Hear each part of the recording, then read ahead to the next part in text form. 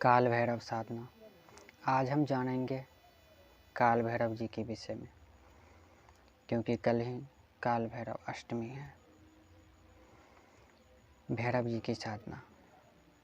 भैरव जी की साधना में काल भैरव यंत्र के विषय में हम जानेंगे। यंत्र क्या है? किसी भी देवी देवता की प्रतिमा की जो यंत्र है, यंत्र में उसका विशेष प्रभाव होता है। जैसे कि यंत्र स्वयं उस देवता का पूर्ण स्वरूप वो यंत्र होता है। तो यंत्र को शक्ति का एक स्वरूप दिया गया है।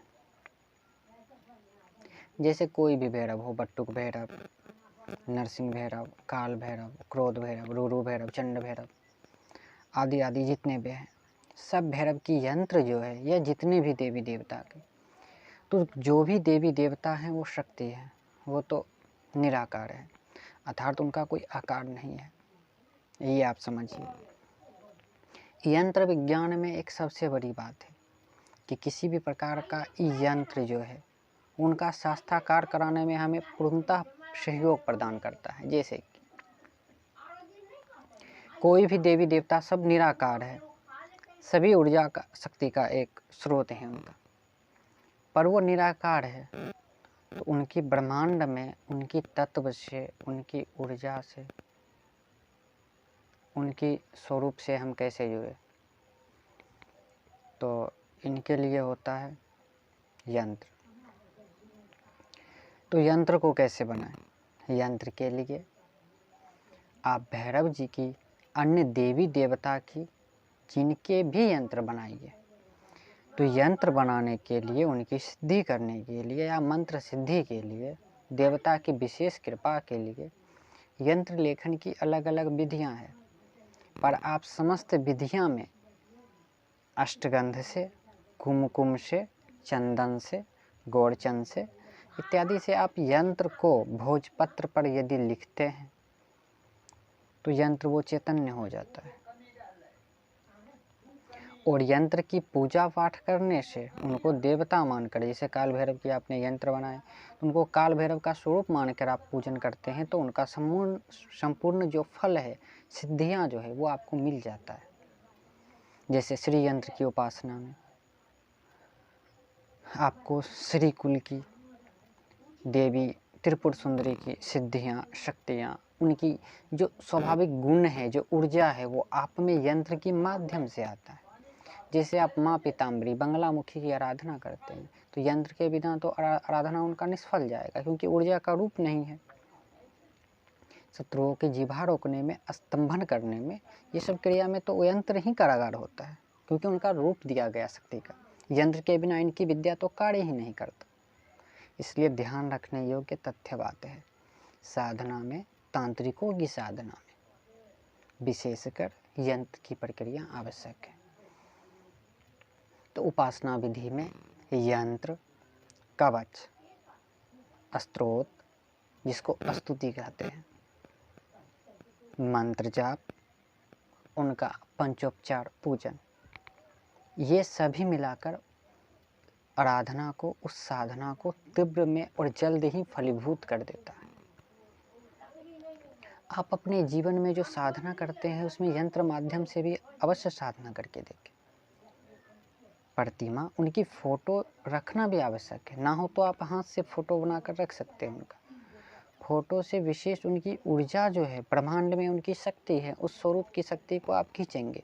यदि आप ध्यान योगी है, ध्यान का अभ्यास करते हैं, तब तो सही है, आप ध्यान में उनका ध्यान कीजिए, साधना कीजिए, फलीभूत हो जाएगा। पर आप ध्यान करने में सक्षम नहीं है तो उनकी तस्वीर को सामने रखिए। उनकी तस्वीर को देखकर करने से आपका जो अवचेतन मन होगा, वहाँ तक वो छवि जाएगा, आपकी साधना संपूर्ण होगा। यंत्र को आप लेना है, भोजपत्र पर बनाना है आपको। बनाने के बाद उस यंत्र को, भैरव जी की यंत्र बनाने में, काली वस्तु से यंत्र बनाने में यंत्र का प्रभाव तीक्ष्ण होता है। विशेष उद्देश्य के लिए विशेष रंग का भी उनमें प्रयोग होता है। आप यंत्र को बनाइए, यंत्र को बनाकर दक्षिण दिशा की ओर रखिए। भैरव जी की प्रतिमा यदि आप रखिए तो नहीं रख सकते हैं तो यंत्र को ही भैरव जी मानिए ऐसे, क्योंकि यंत्र तो भैरव रूप है ही। आप उनको भैरव जी मानकर स्थापित कीजिए। चौमुखी दीपक जलाइए सरसों का तेल से, उनके लिए लौंग, उनको आपको जो भी चढ़ाना हो, उनको तो विशेषकर तामसिक वस्तुएं ही चढ़ता है, तो आप उनको वो अर्पित कीजिए। नहीं कर सकते हैं तो जो है उनको ही अर्पित कीजिए श्रद्धा से। उनका स्तुति कवच जो भी करने में आप सक्षम हो वो करके उनकी आराधना कीजिए। आपको विशेषकर उनकी कृपा प्राप्त होगा। ज़्यादा कृपा होने से आपके मनोरथ पूर्ण होंगे, उनका दर्शन भी मिलेगा, क्योंकि भैरव जी के दर्शन अवश्य ही साधकों को मिलता है। साथ में साधना में सभी देवी देवता में आप यंत्र का प्रयोग अवश्य करें, एक बार करके देखें। यंत्र को लिए जागृत करने का एक विधान भी है। जैसे कि आप सामान्य यंत्र को बनाते हैं, प्रयोग करते हैं सीधे, तो सोचते हैं ये प्रयोग नहीं हो रहा है, तो सुनिए, यंत्र को जागृत करने का, सिद्ध करने का एक गोपनीय तरीका है। शास्त्रों में, पुराणों में, तंत्रों में इनका जिक्र है। आप यंत्र को 1000 बार लिखिए, उसे बनाइए और इस यंत्र को आहुति दीजिए हवन में, उससे वो यंत्र जागृत हो जाता है। ऐसा रुद्रामल तंत्र में वर्णित है। ऐसा करने से वो यंत्र आपका सिद्ध हो जाएगा। फिर आप यंत्र का जहाँ भी प्रयोग कीजिए तत्क्षण कार्य आपका हो जाएगा। वो यंत्र की जितनी भी शक्तियाँ हैं आपको मिल जाएगा। तो इस प्रकार से आप यंत्र बनाकर भैरव जी के यंत्र को बनाइए। आप हमें कमेंट कर सकते हैं। उनका यंत्र आपको हमारे भी यूट्यूब चैनल से भी दिख सकता है, मिल सकता है। आप भोजपत्र पर ही बनाइए, खरीदिए मत, क्योंकि इनसे आपकी चेतना भी बढ़ेगा, कलात्मक भी शक्ति आप में वृद्धि होगी। आपको अब उनकी यंत्र बनाना है। उनकी एक फ़ोटो भी अगर ना खरीद सकते, आपके पास नहीं है, हाथ से फ़ोटो बनाइए, उनकी तस्वीर को बनाइए। तस्वीर बनाकर अपने समक्ष दक्षिण दिशा में उनको रखिए। रखने के बाद चौमुखा दीपक जलाइए। चौमुखी दीपक के लिए यदि आपके पास पर्याप्त सरसों तेल नहीं है, आप इतने अधिक गरीब हैं, तो एक मुखी ही जला लीजिए, उनसे प्रार्थना कर लीजिए, आपका कार्य हो जाएगा। उसके बाद आपको जो साधना करनी है, क्योंकि चौमुखी दीपक आपको जलाने से यदि आप 1 घंटा भी साधना करते हैं तो पर्याप्त तेल लगेगा उनमें। और साधक को तो 4-5 घंटे से कम तो साधना कोई करते ही नहीं है। तो इसलिए अब आपको उनका मंत्र जाप करना है। भैरव जी का बीज मंत्र जाप करना चाहिए। भरम भ्रम भ्रम भ्रम भ्रम भ्रम भ्रम भ्रम, ये बीज मंत्र है। इनकी जाप करने से आपको भैरव जी की कृपा मिल जाएगा, समस्त भैरवों की।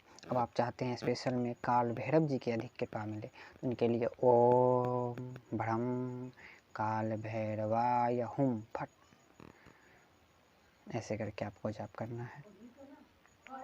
आप इसका साधारण मंत्र भी जाप कर सकते हैं। ओम भ्रम काल भैरवाय नमः, ये सौम्य मंत्र है। इस प्रकार से आराधना करने पर आपका आराधना साधना पूर्ण रूप से सफल होता है। भैरव जी आप पर अवश्य ही कृपा करेंगे। आप उचित मनसा से, इच्छा से उनकी साधना कीजिए।